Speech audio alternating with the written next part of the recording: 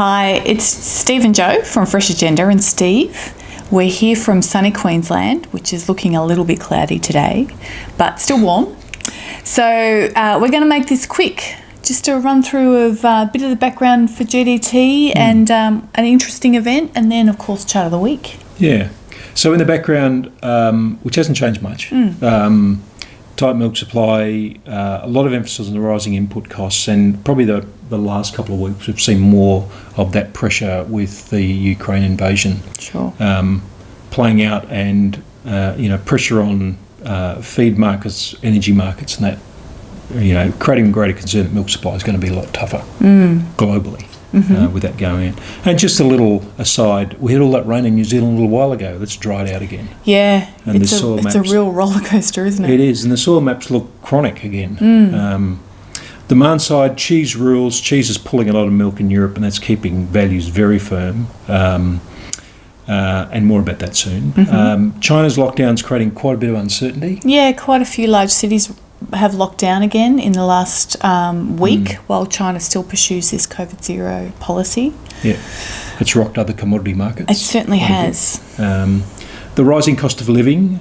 This is a slow burn effect. A theory we have that this will be a huge factor in 22. We'll see probably different impacts in Europe and US. Sure. Talk a little bit about that with your stunning chart of the week.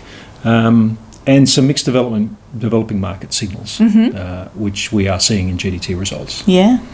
So event 3 or 4 was, generally negative, really, even though, you had two products were a little bit firmer, but the size of the declines in whole milk and butter were enough to pull the average down. Down 0.9% after 5 positive, fairly strong positive results, and not what the futures market was predicting. Not at all. So that was a big surprise. I guess that the background, that what keeps fat and protein values pretty firm, even though butter seems to have reached a bit of resistance, is that the European market is still very strong. Sure. And spot and futures markets have continued to rise firmly. In the last 2 periods since we had an event. So that's, a big driver here. So mixed demand in this event. 2 highlights we will pull out. Whole milk powder was weaker, and you could see there that the aggregate demand was just a lot lower coming to this, and it just didn't sustain. So that's how it works. Pulls the value down.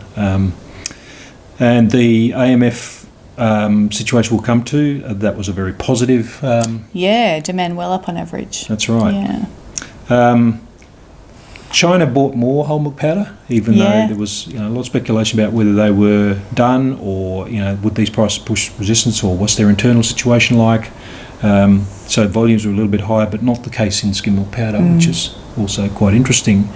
The big surprises, though, in whole milk powder were the fact that the futures market completely overshot this to the tune of about $500. If you think about where settlements, where quotes were for March futures immediately before the event, and what the settled price is with the average of these 2 March GDTs.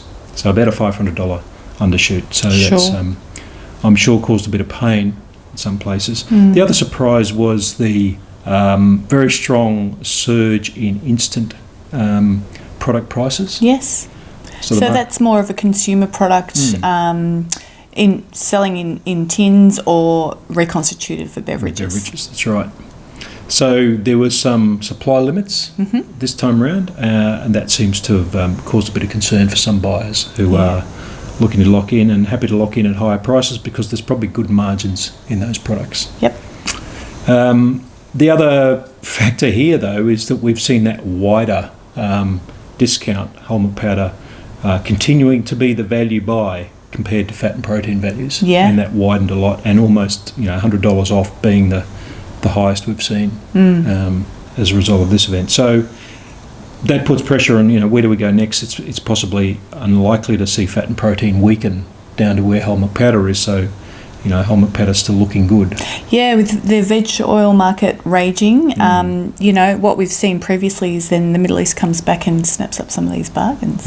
But, interesting times with oil prices where they are. Skim milk powder prices had a fair realignment. We talked about this last time, how the gap widened with a clamour for New Zealand product. Well, the opposite happened. So it was New Zealand prices went up a little, like $15 for C2, and the European market, or the European demand, with a large chunk going to Europe out of this event, which we don't often see, pushing the Arla product up to within $60. So this yo-yoing of the premium discount is continuing. AMF, the only other big part of GDT was the fact that AMF demand was good across the board. So you don't see that here so much, but the demand was a little weaker than the previous event, which had a stronger rise, but it was reasonably persistent. But buying was from most regions. So good. Broad-based. Yeah, which is pretty encouraging because there's no other alternatives. Well, that's right. So wrapping that up, Jo, chart of the week. Yeah, I thought we'd have a look at some of the demand side issues they're going to be interesting as this high inflation environment plays out across the world. So this is commercial disappearance. This data was just updated in January, and it was a fairly strong month, and you can see that particularly for butter, it's just strengthened over those latter periods. A bit more mixed for cheese, but we're expecting, I guess, to see, as these high petrol or gasoline prices flow through to households, there's going to be a lot more pressure on spending. And what does that traditionally do to cheese demand? So you've pulled out a really good chart here, which is a long-running series of the NDPSR, which is essentially the surveyed wholesale price, the orange line, against the year-on-year changes in cheese demand. But that's a rolling average of cheese, so it takes the bumps out of the monthly numbers. Yeah. Right. And what you've superimposed in the background, or underimposed, put it in the background, or whatever it is the weekly gasoline price. And there's quite a relationship there, isn't there? There is. When gas prices are high, then demand really takes a hit, doesn't it? And vice versa. So it's that impact of high petrol prices or gas prices on household spending. Yep. So they don't get in the car and go and get a takeaway or a quick serve meal or something like that.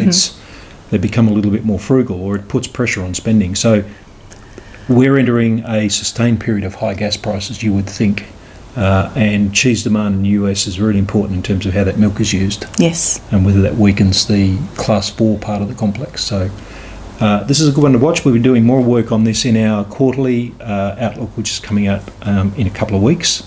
But for now, that's all from us. Thanks for watching. We'll be back soon.